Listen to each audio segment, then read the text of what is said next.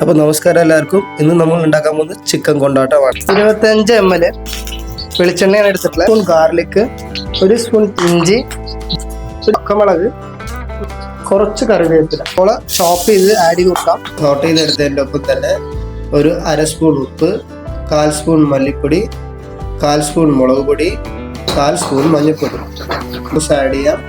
അതിൻ്റെ ഒപ്പം 1 spoon chilli sauce. ഈ ചില്ലി സോസ് ആഡ് ചെയ്തതിൻ്റെ ഒപ്പം തന്നെ അപ്പോൾ അതിലേക്ക് നമുക്ക് വേണ്ടത് ചിക്കൻ 65ൻ്റെ കോട്ടിംഗ് ആണ് നമ്മൾ സാധാരണ ഹോട്ടൽസിൽ. അപ്പോൾ എല്ലാവരും ചിക്കൻ 65 തന്നെ കൊണ്ടാട്ടം അടിക്കാൻ ഉപയോഗിക്കണം. ഇതിലേക്ക് നമ്മൾ